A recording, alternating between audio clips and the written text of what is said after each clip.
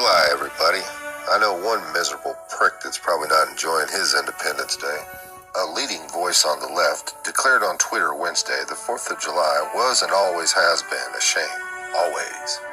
King, who received BET's Humanitarian Hero Award last week, was commenting on a quote from abolitionist and later evil Republican Frederick Douglass. In 1852, Douglass delivered a speech about the 4th of July. King referenced a single passage in which Douglass said, "What to the American slave is your 4th of July? I answer, a day that reveals to him, more than all other days in the year, the gross injustice and cruelty to which he is the constant victim. To him your celebration is a sham, your boasted liberty, an unholy license.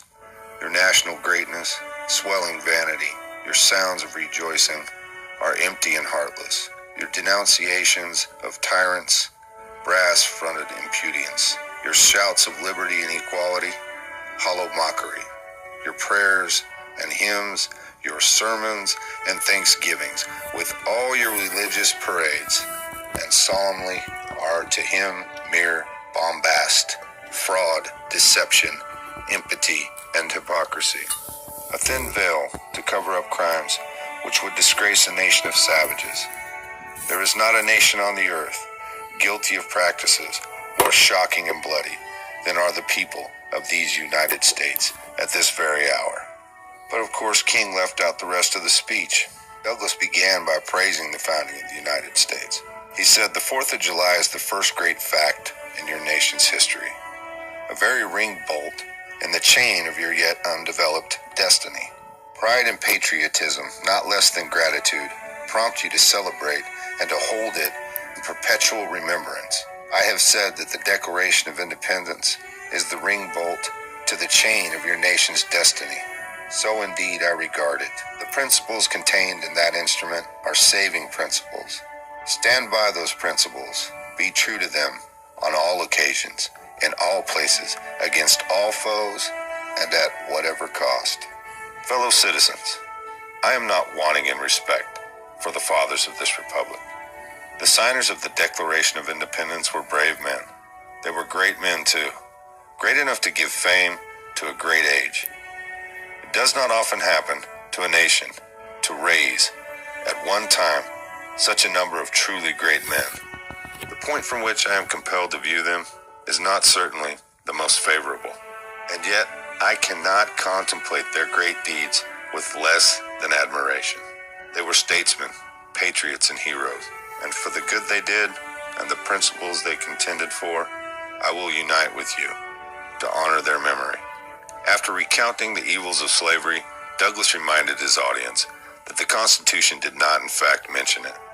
I differ from those charging this baseness on the framers of the Constitution of the United States.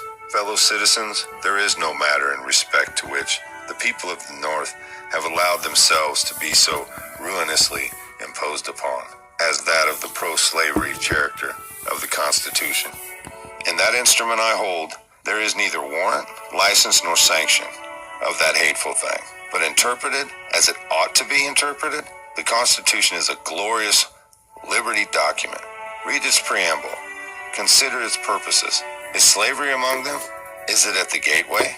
Or is it in the temple? It is neither. While I do not intend to argue this question on this present occasion, let me ask, if it be not somewhat singular, that if the Constitution were intended to be, by its framers and adopters, a slave-holding instrument, why neither slavery, slave-holding, nor slave can anywhere be found in it? Douglass continued on to paint a pretty optimistic picture for America, if we would live up to the principles and confront slavery. Allow me to say in conclusion, notwithstanding the dark picture I have this day presented of the state of the nation, I do not despair of this country. There are forces in operation which must inevitably work the downfall of slavery. The arm of the Lord is not shortened, and the doom of slavery is certain. I therefore leave off where I began, with hope, while drawing encouragement from the Declaration of Independence, the great principles it contains, and the genius of American institutions. My spirit is also cheered by the obvious tendencies of this age. Shaun King declared Douglas a prophet, but he was a prophet of redemption, not despair. And it was precisely because he believed in the 4th of July and the principles of the Declaration of Independence and the Constitution that he believed in America's future.